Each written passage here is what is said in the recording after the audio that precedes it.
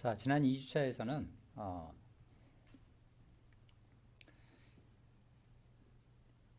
이 안전공학의 이 발전과 변천에 대해서 한번 알아보았는데, 이번 시간에는 자, 그러면 이런 우리가 안전을 확보하기 위해서 이 재해 예방 이론은 무엇이 있으며 그것을 통해서 어떻게 대책을 세울 것인가 하는 것을 3주차에서 배우도록 하자.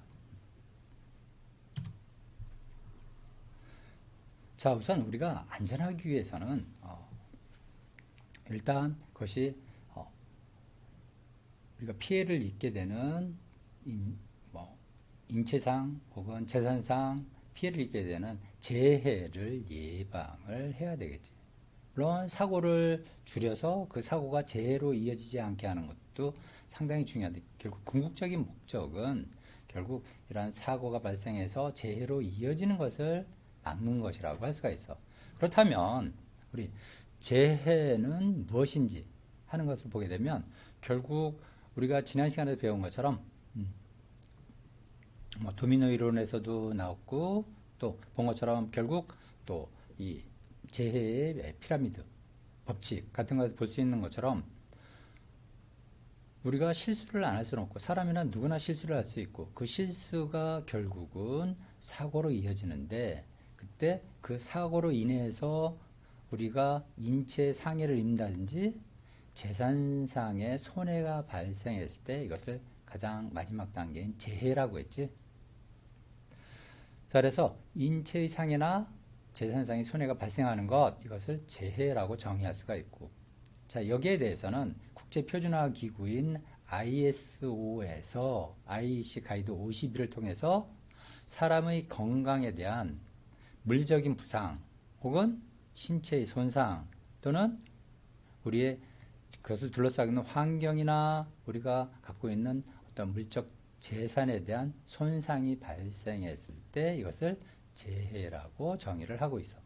그래서 여기에 인체의 상해라고 하는 것은 우리가 목숨을 잃는 사망 혹은 부상 혹은 어떤 질병, 이완 및 혹은 건강상의 장애를 갖게 되는 경우, 이것을 인체 상해라고 하고, 이 재산 손해는 우리 사람이 갖고 있는 재산의 손실이나 재산의 손상을 입게 되었을 때 이것을 재산 손해라고 한다는 것.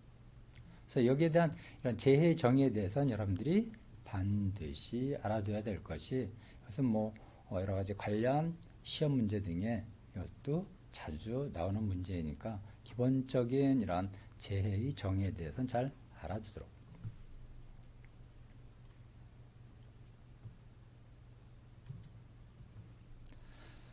이 재해는 이 천재하고 인재로 구분을 해서 우리가 정의를 하게 되는데, 천재는 천연재해를 줄여서 천재라고 이것을 정의를 하고 있어. 그래서 천재라는 용어가 갖는 정의는, 이것은 우리 얼마 전에도 태풍이 9호, 10호 이렇게 지나갔는데, 이런 자연재해, 지진이나 태풍, 홍수라고 불리우는 것들이지.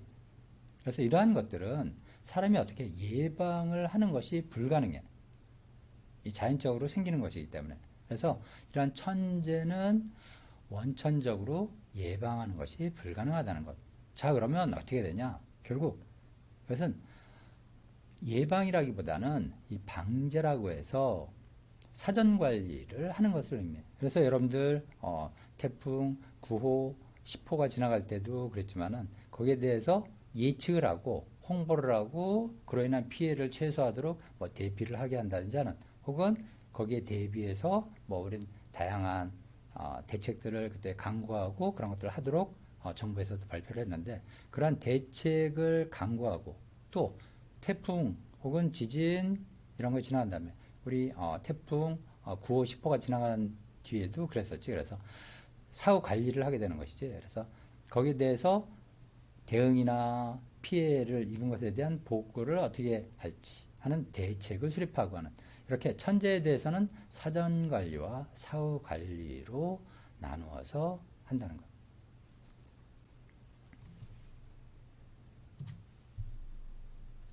거기에 대해서 나머지 천재를 제외한 여러 가지 재해는 이제 인재로 통상적으로 정의를 해. 그래서 이것은 무엇이냐면 우리가 인위적으로 이것을 예방이 가능한 모든 재해.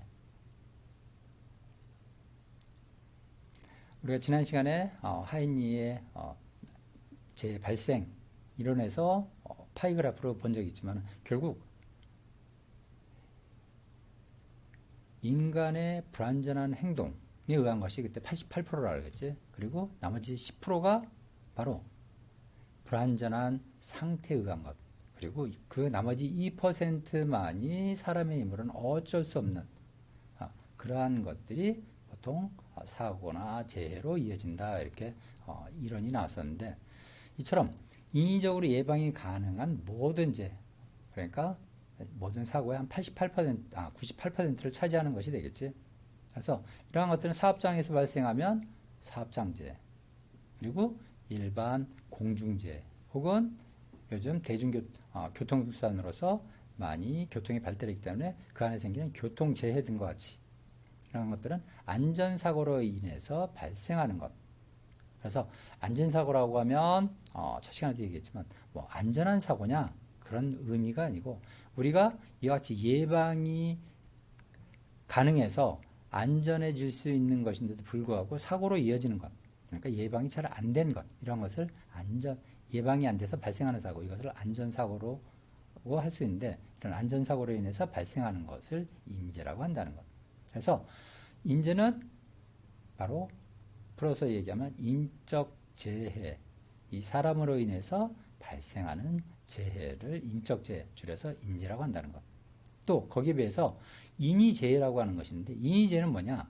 이것은 범죄라든지 기타 법을 지키지 않아 생기는 불법 행위 등의 이건 인적 요인으로 인해서 발생하는 것. 이것을 인위재해라고 한다는 것. 예를 들어서 같은 화재라고 하더라도 통상적으로 요즘 많이 발생하는 화재, 사고 같은 경우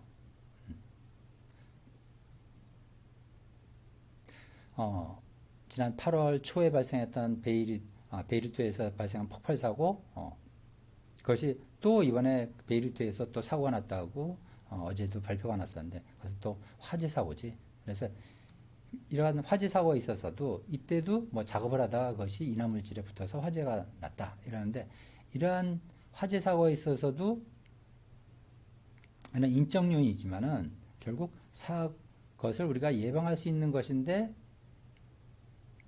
화재로 이어진 것, 이것은 안전사고이지. 왜? 그런 작업을 할 때는 옆에 인화물질을 두지 않도록 한다든지 또 인화물질이 있으면 그것을 그쪽으로 튀지 않도록 한다든지 그런 것을 작업을 안 해야 된다는 점은 예방 조치나 대책이 있었어야 되는데 그러지 않아서 생긴 사고이기 때문에 이것은 인적재해 중에서도 안전사고에 해당하는데 인위재해는 같은 화재라도 뭐 일부러 방화를 했다든지 하는 것들, 이러한 것들은 결국 인위재해라고 해서 이것은 안전사고와 분류가 된다는 것.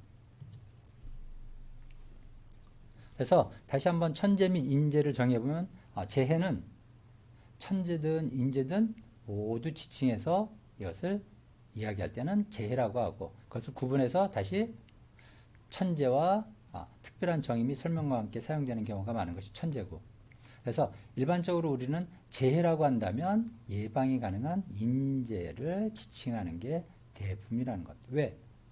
본 것처럼 그 사고의 대부분이 98%는 그 중에 88%와 10%가 바로 사람의 불완전한 행동이나 우리가 불완전한 상태, 환경 등에 의해서 발생하는 게 98%고 나머지 2%가 어쩔 수 없는 천재와 같은 뭐 이런 것들이 포함되기 때문에 결국 재해라고 한다면 인재를 지칭하는 것이 대부분이라는 것.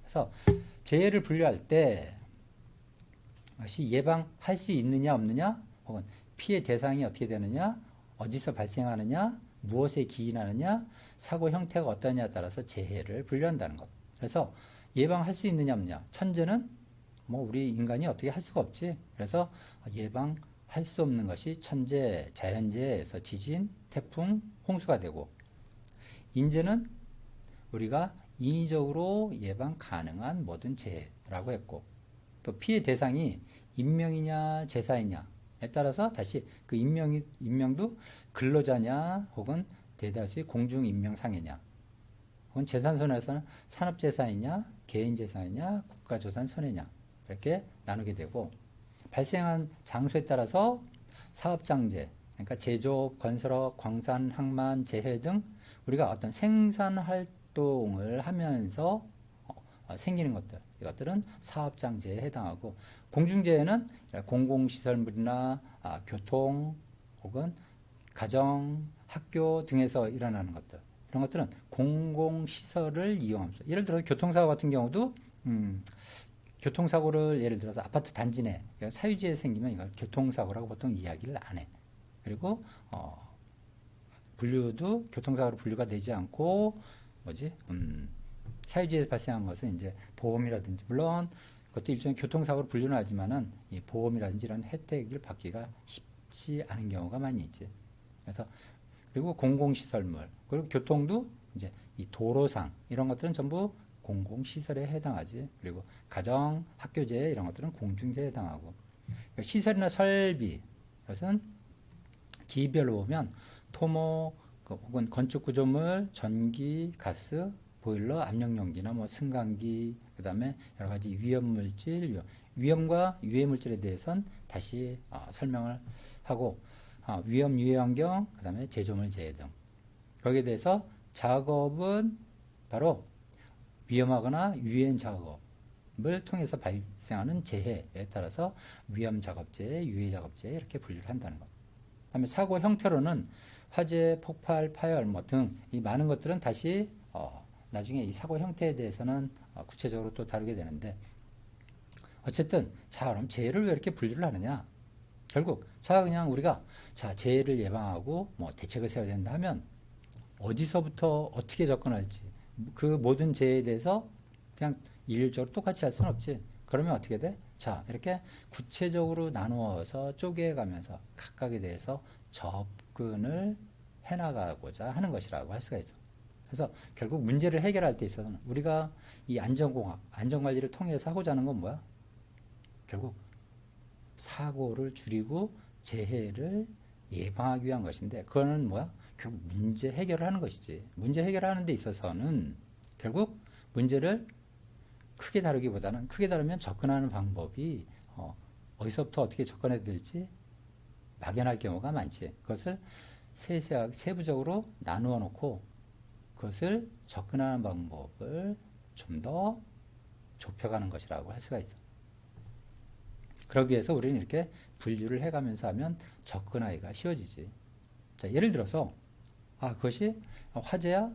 화재 폭발이 일어났어? 그럼 그 화재 폭발은 자 작업을 하던 중에 발생한 거냐?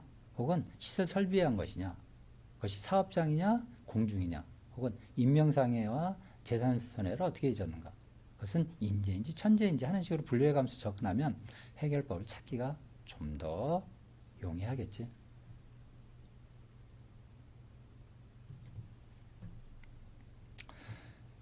자, 그래서 안전과 보건에 관해서는 정부에서 규제를 하고 있어. 왜? 정부 규제 근거는 대한민국 헌법 제34조 6항 128개 중에 34조에 나와 있는데 국가는 재해를 예방하고 그 위험으로부터 국민을 보호하기 위해서 노력해야 한다라고 하고 있어. 사실은 이 헌법 제34조는 무엇에 근거를 하냐? 바로 전문에 나와 있는 모든 국민은 행복을 추구할 권리가 있다. 라고 하는 데서 나오고 국가는 이를 달성하기 위해서 노력해야 한다. 라고 나와 있기 때문에 그제 세부적으로 34조에서 그 중에 하나가 왜? 우리가 조금 전에 재해는 뭐라 그랬어? 바로 인체나 혹은 인체의 손상 혹은 재물의 손상이라고 했는데 자 그러면 결국 우리는 인체가 손상되고 내가 갖고 있는 것을 잃거나 그렇게 되면 전혀 행복할 수가 없겠지. 그래서 그 행복을 달성하도록 해주기 위해서 국가는 재해를 예방하고 그 위험으로부터 국민을 보호하기 위해 노력해야 한다라고 34조 6항에서 이것을 정부 규제의 근거를 두고 있고 같은 발음 때 36조 3항에서는 모든 국민은 보건에 관하여 국가의 보호를 받는다 라고 해놓고 있어. 그래서 지금 신종 코로나가 확대되고 그런 속에서 여러 가지 국가가 보호를 하기 위해서 여러 가지 정책들을 펴고 있지. 그것이 바로 이 30조 3항에 근거한 것이라고 할 수가 있어.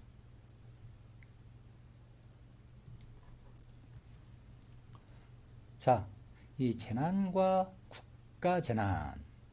그래서 여러분들이 한 번씩 이렇게 태풍이나 혹은 이런 어떤 피해가 크게 발생하게 되면 이 국가 재난을 선포한다든지 뭐 이런 식으로 하고 있는데 그것을 한번 어떤 의미가 있는 것인지 한번 보도록 하지. 그러면 이 재난이라고 하는 것, 재난은 다시 한번 천재 또는 임재에 의해서 발생한 피해 규모가 대규모인 것, 그러니까 재해가 좀 더 규모가 커진 것, 이것을 우리가 재난이라고 그래. 그리고 거기에 국가재난이라고 하는 것은 국가적인 차원에서 사후 대책이 혹은 수습을 해야 될 필요할 정도가 규모가 큰 재난, 이것을 국가재난이라고 하고, 그래서 정부가 특정 법률, 예를 들어서 재난관리법 이런 걸 근거로 해서 국가재난으로 선포하고 사후 관리를 하고 여기에 재정적 혹은 여러 가지 지원 등을 하게 되지.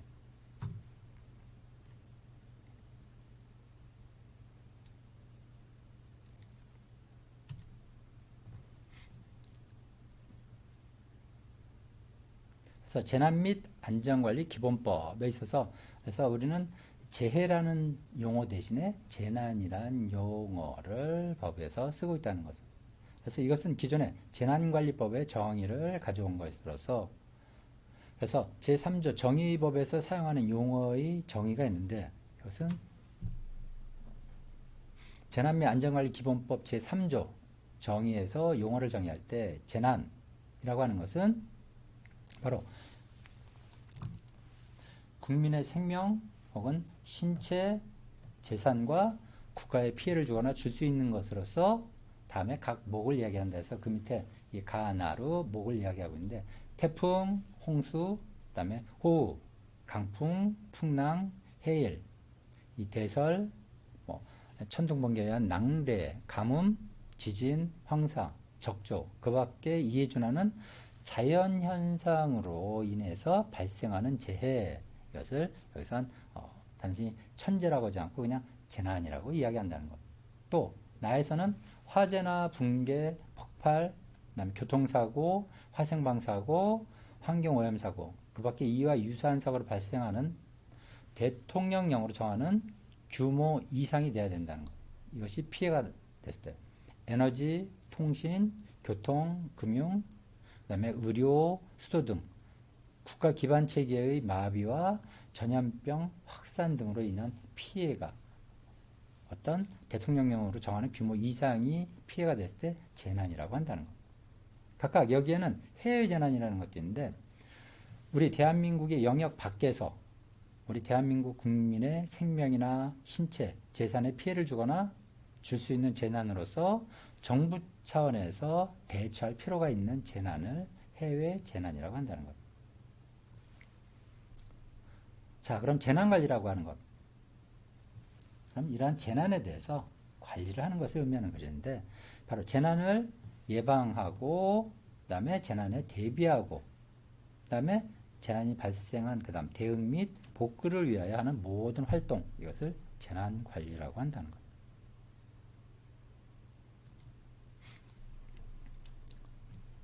그래서 또 용어의 안전관리라고 하는 것인데 이 재난 및 안전관리 기본법에서 정의하는 안전관리는 시설이나 물질 등으로부터 바로 사람의 생명, 신체 및 그다음에 재산의 안전을 확보하기 위해서 하는 모든 활동 바로 이것을 안전관리라고 한다는 것. 또 이제 긴급구조라는 용어가 있는데 긴급구조는 재난이 발생할 우려가 현저하거나 재난이 발생하였을 때 국민의 생명, 신체 및 재산을 보호하기 위해서 긴급구조기관과 긴급구조지원기관이 하는 인명구조, 응급처치, 그 밖에 필요한 모든 긴급한 조치를 긴급구조라고 한다는 것. 그래서 이 국가재난관리 기준이라고 하는 것이 있는데, 국가재난관리 기준은 모든 유형의 재난에 이 공통적으로 활용할 수 있도록 재난관리 전 과정을 통일적으로 단순화, 체계화한 것. 그래서 이것은 행정안보 장관이 고시한 것을 말하게 되고,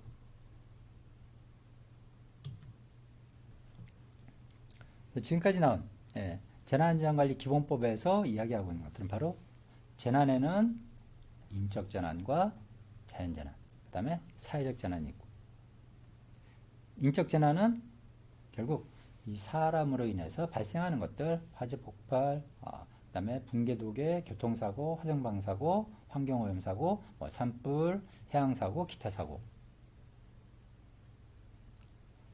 그 다음에 자연재난 태풍, 홍수, 호우, 폭풍, 가뭄, 지진, 황사, 해일 등.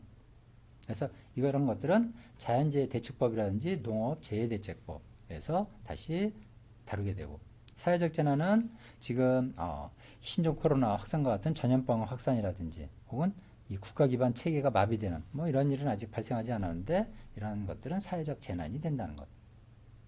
그래서 인적 재난에 대해서는 관련된 법들이 상당히 각각 화재에 대한 소방법, 그다음에 시특법, 건축법, 주택법, 가스법, 전기사업법, 교통안전법, 신안법, 건기법 등 이 다양한 법들로 되어 있어서 사실 이런 것들이 발생하게 되면 각각 법과 관련이 되고 해서 좀 복잡한 부분이 있는데, 그래서 이러한 것들을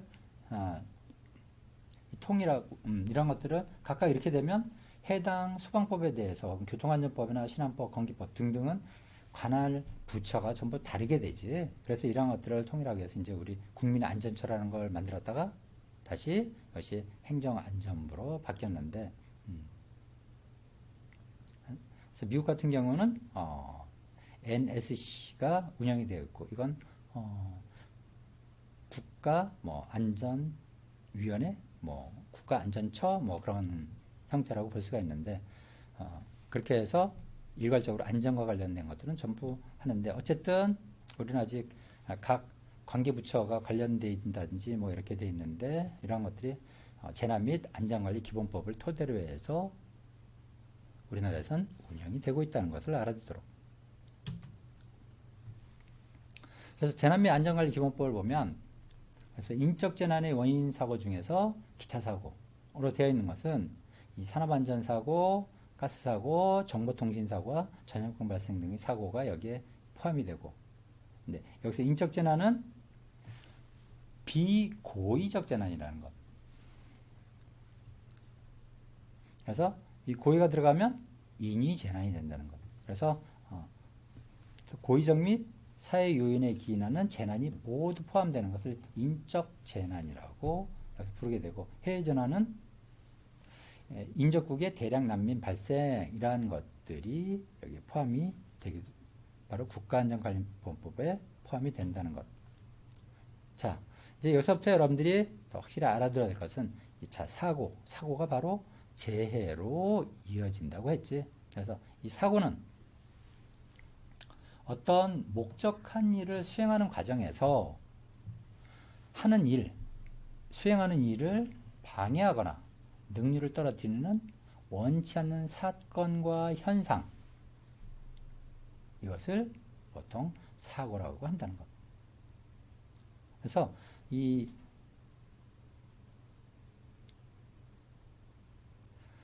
사고를 보면 크게 안전사고, 범죄, 인위적인 것은 범죄라고 했지. 그래서 사고는 안전사고와 범죄를 들 수 있는데, 안전사고는 고의성이 전제되지 않는 사고, 범죄는 바로 고의성이 전제된 사고. 그래서 같은 화재라도 안전사고냐 범죄냐로 그것이 고의성이 전제되지 않은 사고, 예를 들어서 용접작업을 하는데 가까운 곳에 인화물질이 있어서 그쪽으로 번져서 사고가 났다 하는 것은 안전사고고, 보험금을 노린다든지 해서 사업장에서 누군가가 아무도 없을 때 거기 방화를 했다든지 하는 것들은 같은 화재라도 이것은 범죄에 속하는 것이지. 그래서 안전사고의 안전관리적 정의는 고의성이 전제되지 않고 인적, 불안전한 행동과 물적 불안전한 상태가 전제된 사고. 그러니까 하이니의 도미노 이론에서 보면 세 번째에 해당하는 것이 되겠지. 세 번째 도미노에 해당하는 것이 인적 불안전한 행동과 물적 불안전한 상태. 그래서 하이니는 그 세 번째 도미노를 빼면은 그것이 처음에 사회적 기인 뭐 이런 개인적인 결함 이런 것에 의해서 그런 넘어지더라도 불안전한 행동과 불안전한 상태를 제거한다면 사고로 이어지지 않고 또 사고의 도미노로 넘어지지 않고 그로 인해서 제2 도미노로 넘어지는 일도 없다. 이렇게 재예방 이론을 펼치고 있지. 그래서 또 안전사고의 안전공학적 정의. 자, 위에서는 안전관리적 정의가 있고 안전사고의 안전공학적 정의. 이것은 위험원과 그리고 피해 대상. 피해 대상은 바로 신체의 손상, 재산의 손실 하는 인적 물적 대상이 접촉하는 현상을 바로 안전사고라고 한다는 것.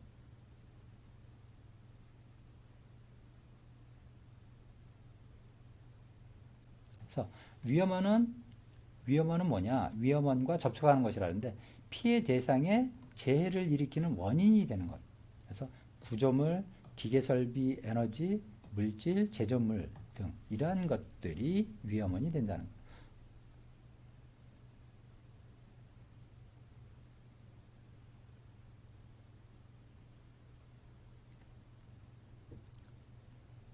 그러면 여기서 생각해 볼 수 있는 것은 자, 안전사고를 예방하기 위해서 안전관리를 한다 하는 것은 결국 바로 인적 불안전한 행동과 물적 불안전한 상태를 없애는 것. 이것이 안전관리가 되는 것이지. 이것이 발생하지 않도록 하는 것. 근데 안전사고, 안전공학적 정의는 바로 위험원과 피해 대상, 사람이나 혹은 재산 이러한 것들이 접촉하지 못하도록 하는 것. 이것이 바로 안전공학에서 안전사고를 예방하는 것이라고 할 수가 있죠. 그래서 피해 대상의 재해를 일으키지 않도록 하는 것. 그래서 구조물, 기계설비, 에너지, 물질, 제조물 등등 뭐 이러한 것들에 대해서 좀 더 이것이 위험원과 접촉이 되지 않도록 다양한 접근을 시도하는 것이 바로 안전공학. 그러니까 안전관리와 안전공학에서 보는 안전사고를 예방한다고 하는 것이 조금은 다시 안전공학에서 확장이 더 된다고 보면 되겠죠. 그래서 자, 그러면 위험원라고 하는 것이 있는데 자, 그러면 이 위험원 혹은 위험 요소는 무엇이냐? 그러니까 위험은 바로 사고로 이어질 수 있는 원인이 되는 모든 상태. 자, 우리가 그냥 바닥에다 선을 거놓고 그 위를 걸어간다면 그렇게 위험하지가 않지. 그런데 이것을 공중에 띄워놓고 거기에 줄을 이어놓고 그 줄을 밟고 줄타기를 하게 되면 사고를 일으킬 수가 있게 되지. 그러면 그것은 어때? 위험한 것이지.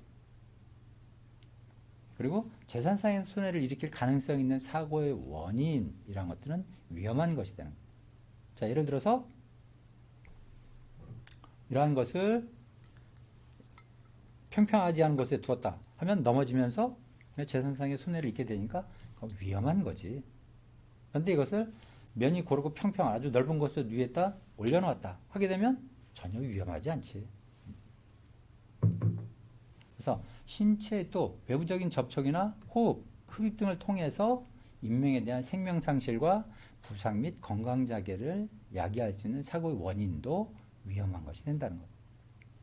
그래서 요즘같이 신종 코로나가 확산이 되고 있는 때 많은 사람이 모인다든지 하면 거기서 많은 사람들이 모여서 우리가 지켜야 될 예방 수칙 이런 것들을 안 지켜야 돼. 마스크를 하지 않는다든지 가까이서 접촉을 많이 한다든지 하게 되면 그것은 위험한 것이 되는 것이지.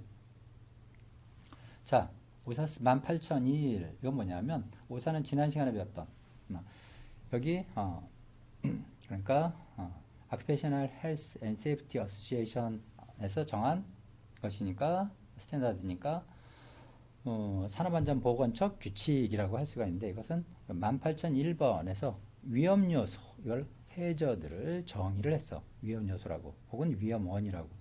그래서 인명상해나 직업병, 재산손상, 환경손상 또는 이들의 복합적인 형태의 위해를 일으킬 잠재성을 가지고 있는 원천이나 상태 이것을 위험요소라고 한다는 거예요. 그래서 우리나라에서는 2010년 3월 이 용어를 어떻게 정의할 것인가를 갖고 우리가 위원회를 구성해서 많이 논의를 해서 정했는데 이 안전관리기본법 시행령에서 해저들을 위험이 아닌 위험요소라고 정의를 우리는 하고 있어. 그래서 위험의 본질 그럼 위험이란 무엇이냐 할 때 피해 대상은 바로 우리의 사람인 인적 혹은 물적 이 대상에 대해서 재해를 일으킬 수 있는 허용 한계를 초과하는 에너지가 바로 위험한 것이다. 그래서 위치 에너지 혹은 중량 에너지 같은 거. 가벼운 볼펜 같은 게 위에서 한 3cm 위에서 내 머리에 떨어졌다. 그럼 그렇게 위험한 게 아니지. 근데 무거운 10kg 정도의 쇳덩어리라든지 이러한 것들이 똑같이 3cm나 위에서 떨어졌다. 그러면 재해를 일으킬 수 있는 허용 한계를 초과하는 에너지니까 그건 위험한 거지. 그게 3cm 위에 달려있다. 그러면 또 운동 에너지, 같이 열 에너지, 또 전기 에너지, 화학 에너지, 원자력 에너지 등이 허용 한계를 초과하는 에너지를 갖고 있을 때 이것은 우리가 위험하다고 본다는 것. 그래서 우리가 바닥에 밧줄을 놓고 그 위를 걸어가는 것은 여기 어디를 봐도 허용 한계를 초과하는 에너지가 작동이 안 되기 때문에 위험하지가 않지. 근데 이것이 30cm가 돼도 사실은 이것도 위험하지. 그 위에 1m, 2m 위에 있는 줄을 걸어가는 것만이 위험한 것이 아니고 3cm 위에 있는 것도 위험하지. 왜? 거기서 자칫 넘어지거나 떨어지면 뭐 발목에 부상을 입는다든지 혹은 잘못 넘어져서 옆으로 넘어지면서 나중에 머리 부딪혔다든지 하면 큰 손상을 입을 수도 있고. 이처럼 위험이라고 하는 것은 피해 대상에 대해 재해를 일으킬 수 있는 허용 한계를 초과하는 에너지를 우리가 위험이라고 하는데 에너지 종류는 이와 같이 분류해 볼 수가 있다는 것.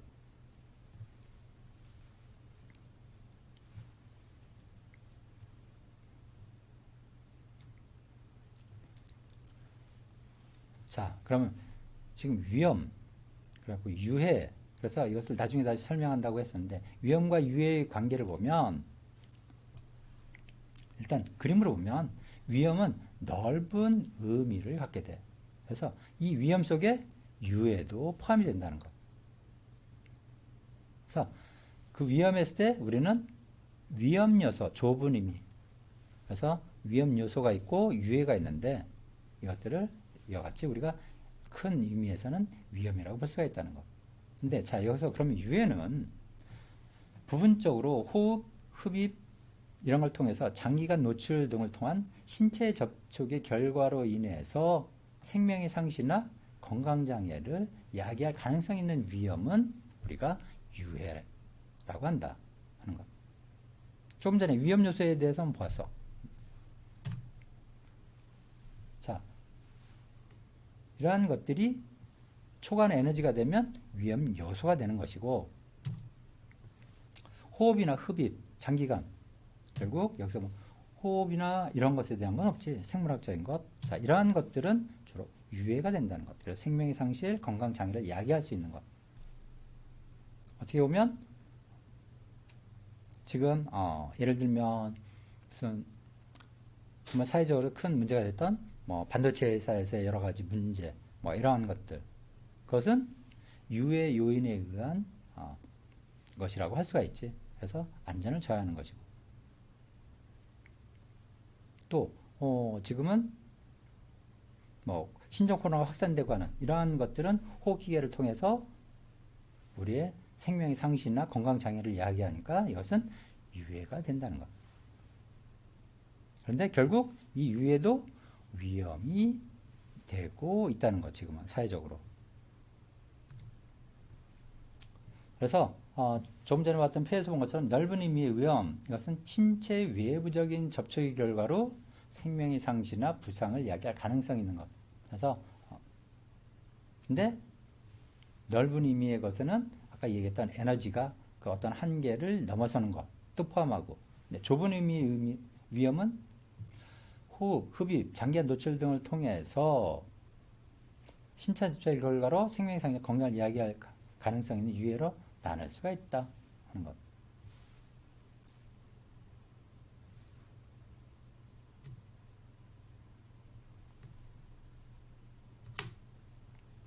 자, 그러면 위험성. 그러면 위험에 이제 성이라는 것이 붙게 되지. 그래서 이것은 성이라고 하는 것은 통상적으로 보면 우리 한글에서는 어느 정도를 나타내는 것이지. 정도나 성질 나타내는데 여기서는 정도를 나타내는 것. 그래서 위험성은 재해 발생 정도를 나타내는 것이다.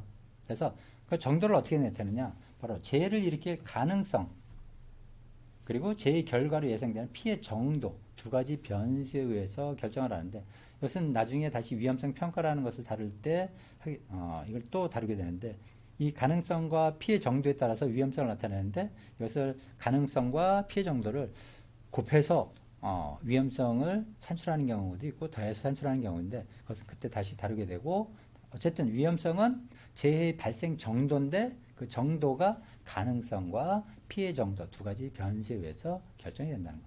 자, 우리가 일반적으로 위험성이 크다라고 하는 것은 재해를 일으킬 가능성이 크다는 것을 의미한다는 것. 그래서 또 그 피해 정도가 예상되는 재해 발생의 가능성, 그리고 두 가지 의미를 모두 포함할 수도 있다는 것. 자, 그러면 위험성은, 자, 우리가 줄타기를 조금 전에도 얘기했는데, 그 위험성으로 보면, 자, 바닥에 줄을 놓고 밧줄을 놓고 그 위를 걸어가는 것은, 위험성은 재해를 일으킬 가능성도 크지 않고, 그로 인해서 옆으로 그 줄을 벗어났다고 해서 피해가 그렇게 크지도 않지. 그러면 어떻게 위험성은 크지 않다는 것을 의미하지. 근데 3cm 정도 위에서 밧줄에서 밧줄을 탄다. 그랬을 때 재해를 일으킬 가능성, 혹은 그것이 1m, 2m 위에서 밧줄을 탈 때의 그 위험성, 그런 것들은 그 재해가 발생할 수 있는 가능성과, 그래서 재해가 발생했을 때 생길 수 있는 추락을 했을 때 그것이 예상되는 피해 정도를 봤을 때 갖고 그것을 얼마만큼 위험성이 더 크다는 것을 볼 수가 있겠지. 어쨌든 밧줄을 타고 가면서 그것이 3cm 혹은 2m라고 했을 때 3cm나 2m나 거기서 밧줄을 타다 균형을 잃고 떨어질 확률은 그 사람이 갖고 있는 밧줄을 타는 능력에 대해서 보면 똑같다고 할 수가 있지. 그런데 자, 3cm에서 떨어지는 것과 2m에서 떨어졌을 때 그 피해 정도는 훨씬 2m가 훨씬 크다는 것을 우리가 일반적으로 생각해 볼 수가 있죠. 그렇다면 3cm 위에서 밧줄을 타는 것보다 2m 위에서 밧줄을 타는 것이 훨씬 위험성이 크다는 것을 우리는 알 수가 있지. 그래서 동일한 위험이라 하더라도 위험의 상태, 또 위험성이 큰 경우도 있고 위험성이 작은 경우도 있다는 것.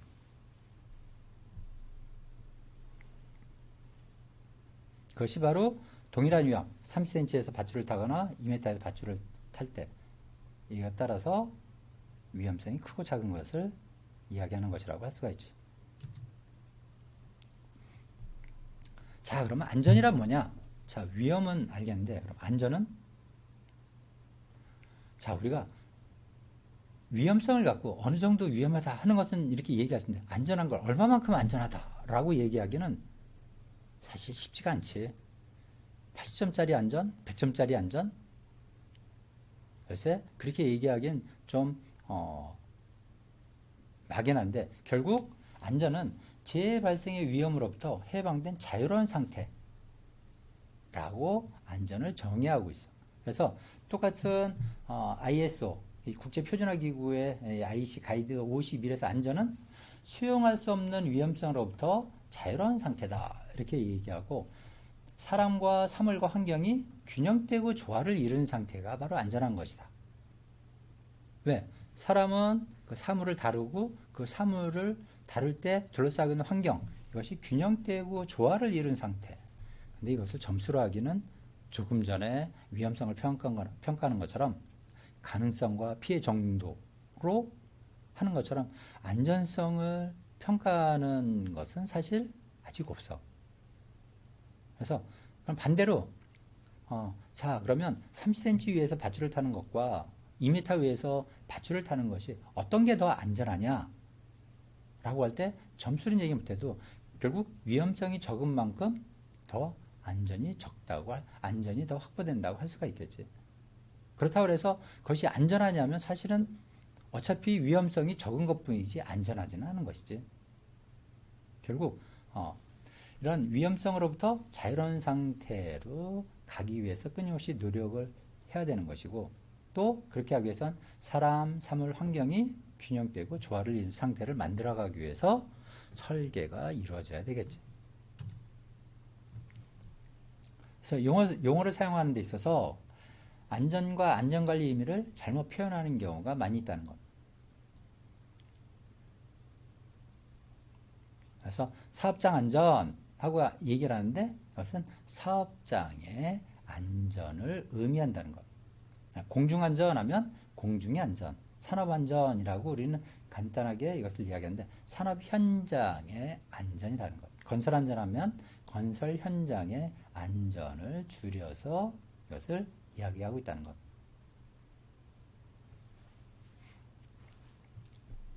그래서 안전정책이나 안전 분야 등에서 쓰는 용어로서는 안전을 실현하는 정책이나 종류별 위험을 통제해서 안전을 실현한다는 분야의 의미가 된다는 것.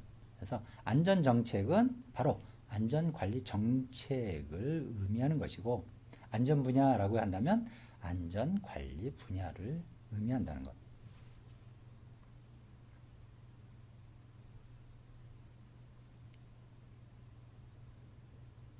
그래서 우리가 안전사고 하는 것도 안전한 사고가 아니고 안전하게 관리를 할 수 있는 사고를 안전사고란다 라고 하는 것을 알아두도록.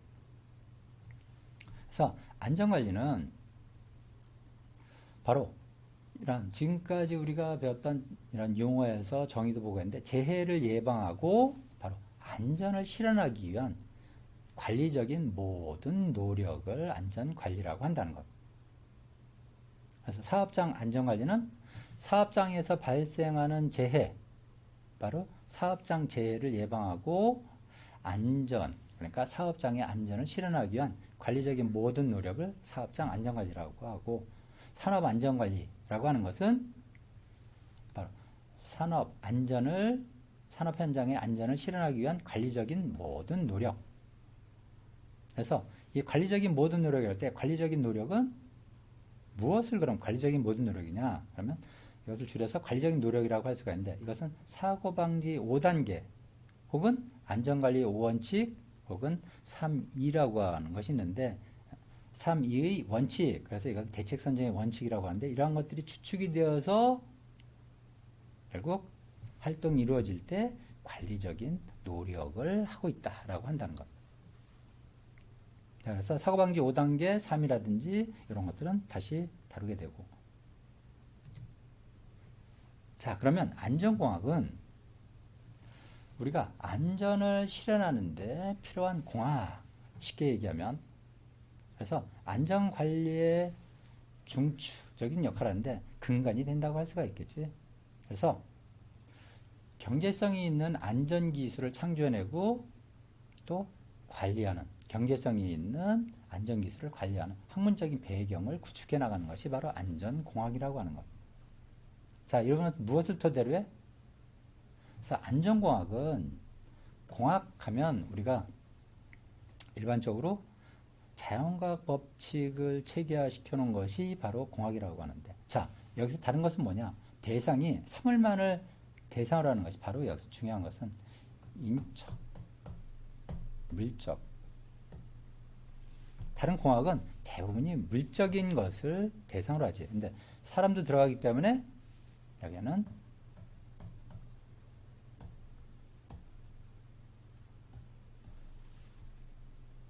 사회과학적인 것까지 포함한다는 것. 그것이 안전공학. 이것이 결국 우리 안전공학이 산업공학의 기본 주축이 되는 것도 결국 우리 산업공학이 시스템을 설계하는 학문이고 그 시스템 속에는 누가 있어? 사람이 있고 그 사람이 좀 더 효율적이고 안 다치고 안 아프게 일하는 시스템을 해야 되기 때문에 거기서 바로 안전공학이 기본적으로 필요하게 된다는 것. 그래서 산업공학도 마찬가지. 산업공학이 대상으로 하는 4M이라고 하는 것. 여러분들이 지금까지 배웠던 4M. 이것은 바로 제일 중요한 사람과 기계와 투입되는 원재료와 그리고 이런 것을 다루기 위한 재화. 그렇지? 그렇기 때문에 바로 산업공학도 이 사람이 대상이 되기 때문에 단순히 여타 고유기술처럼 자연공학만 다루는 것이 아니고 바로 사회과학까지 같이 다루게 된다는 것에 있어서 그래서 바로 안전공학이 무엇보다도 중요한 기본이 된다고 할 수가 있어. 자, 우리가 보았던 보건, 그것은 아까 보았던 유해, 위험에 있어서 유해와 관련이 된 것이지. 그래서 건강보호를 위해서 이 유해원에 대한 관리뿐만 아니라 건강진단, 의료 등에 관한 사항이 필요하고 이러한 사항들을 포함하는 포괄적인 건강보호가 바로 보건관리에 해당하는 것. 또 위생관리가 있는데 위생관리는 바로 엄밀하게 건강보호를 위해서 예방 차원에서 바로 유해원을 관리하는 것. 예방 차원에서 유해원을 관리하는 것이 바로 위생관리가 된다는 것. 그래서 여러분들이 지금 신종 코로나 확산에 있어서 이것을 예방하기 위해서 어떻게 손을 씻고 그리고 이런 비말 같은 것을 통해서 호흡기에 감염되지 않게 해서 마스크를 하고 그다음에 손으로 얼굴을 만진다든지 하는 것을 주로 줄여야 되고 큰 소리로 얘기하거나 해서는 안 되고 이러한 것들이 바로 위생관리에 들어가는 것이라고 할 수가 있어요. 그래서 그런데 우리나라에서는 과거부터 이 보건관리라는 용어와 혼용해서 쓰고 있다는 것. 그래서 사업장 안전보건관리 분야라고 하고 또 보건관리라고도 한다는 것.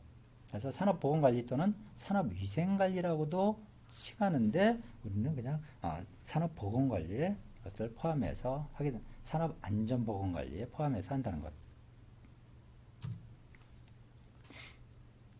일본에서는 우리가 뭐 미워하면서도 어쩔 수 없이 여러 가지 효율적이고 좀 이것을 빨리 하기 위해서 일본도 미국에 있는 시스템 이런 것들을 다 들여오고 그것을 이제 자기들에게 맞게끔 해놓은 것을 이제 보면 우리는 일본이 마음에 안 들고 밉지만은 뭐 그런 시간, 노력 이런 걸 줄이기 위해서 문화가 역사가 비슷한 그래서 일본에서 하고 있는 것을 또 그대로 들어오게 되는데 왜 그러면 뭐 서구의 것을 들어오면서 우리화시키기 위해서 해야 되는 많은 노력들이 절약이 된다 해서 많이 빌려오는데 그래서 우리나라의 것들은 많이 또 일본 것들을 가져오고 있는데 노동안전위생법이라는 게 있어요. 그래서 이건 우리나라 산업안전보건법에 해당하는 법률. 그래서 뭐 큰 차이가 없고 보면 그래서 보건관리 또는 위생관리에 대해서도 일본에서는 유해를 관리하여 국민의 건강을 보호하는 것. 또 유해원에 대해서 관리뿐만 아니라 건강진단이나 의료 등에 관한 사항이 포함된다는 것. 그런 것. 그래서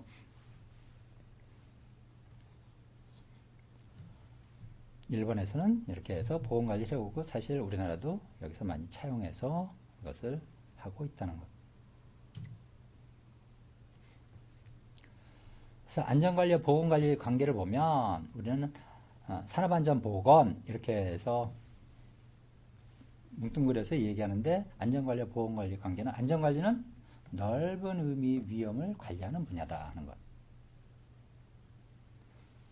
그래서 좁은 의미 위험 요소를 관리하는 분야가 일반적으로는 안전관리고 위해 요소를 관리하는 것은 보건관리라는 것. 그래서 보면 좁은 의미 그래서 위험 요소를 관리하는 게 안전관리인데 이건 위험 요소. 그다음에 유해 요소를 관리하는 것 보건관리 또는 위생관리가 된다는 것. 그래서 위험 요소 좁은 의미의 위험 요소가 되고 왜? 사람한테 유해한 것도 어떻게 보면 위험이기 때문에 넓은 의미의 위험이지만 여기서 유해한 것과 위험 요소를 이렇게 그런데 안전관리가 보건관리가 되었던 사실은 넓은 의미로 보면 안전관리가 된다는 것. 그래서 지금 우리가 신종 코로나 확산을 예방하기 위해서 하는 활동들은 사실은 보건관리지. 그런데 지금 여러 가지 국가에서 보내주는 여러 가지 홍보물이랄까 이런 것을 통해서 뭐 수칙해서 내오는데 보건 수칙이라고 하지 않고 안전 수칙해서 마스크를 착용한다든지 뭐 사람 밀집된 곳은 가지 않는다든지 밀폐된 공간에 가지 않고 뭐 이런 식으로 뭐 3밀을 피해라 하는 식으로 하고 있는데 이때 이런 것을 뭐라 하냐면 안전 수칙이라고 해서 내려보내고 있어요. 그래서 그것은 넓은 의미의 안전관리 속에 바로 이 수칙을 집어넣어서 안전 수칙이라고 얘기해요. 사실 좁은 의미에서 하면 보건 수칙이지 이게. 위생 수칙 혹은 보건 수칙이라 했는데 그래서 이렇게 넓은 의미에서 안전 수칙이라고 되어 있다는 것.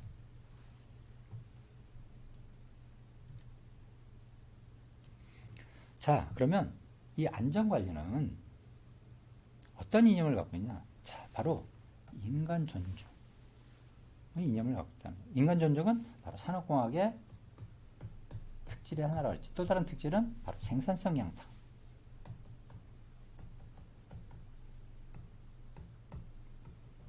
왜? 산업공학의 본질이 바로 좋은 품질의 제품이나 서비스를 효율적으로 제공하는 시스템을 설계하는 것인데 그 시스템 안에 누가 있어? 사람이 있는데 효율적으로 하기 위해서는 우선 생산성도 향상시키는 게 중요하고 또 그 안에 사람이 있는데 그것을 사람이 있는 시스템을 설계하기 때문에 바로 인간 존중이 필요하다 그랬지. 바로 안전관리도 바로 인간 존중에서 시작된다. 인간이 삶을 영위하기 위해서 일을 하는 동안 그 일을 하면서 생명을 잃거나 건강을 해치는 일이 있어서는 안 되지. 인간의 생명이 존중받기도 해야 되거니와 해치게 되면 결국 행복하지 않기 때문에 홍익인간의 이념도 있다는 것. 널리 인간 세계를 이롭게 한다는 우리나라의 건국 이념과도 맞다는 것. 안전관리 목적은 바로 재해를 예방하는 것. 그 재해를 예방하기 위해서 바로 위험으로부터 혹은 위험원이지. 혹은 넓은 위험원이고 작은 위험원 그다음에 유해원 로부터 인명과 재산을 보호하는 것이 바로 안전관리의 목적이라는 것.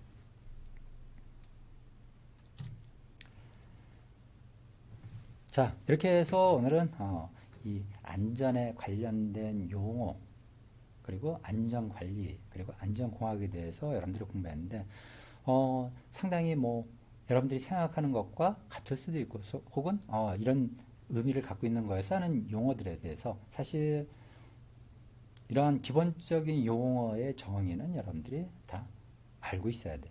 그래야지 이것을 안전공학이나 또 혹은 안전공학을 통해서 안전관리를 한다고 할 때 이것을 제대로 이것을 활용할 수 있고 이것을 활용해서 뭐 이 문제 해결을 해야 된다든지 할 때는 이런 기본적인 용어에 대한 공통된 어떤 합치 이런 것들이 이루어져야 되겠지.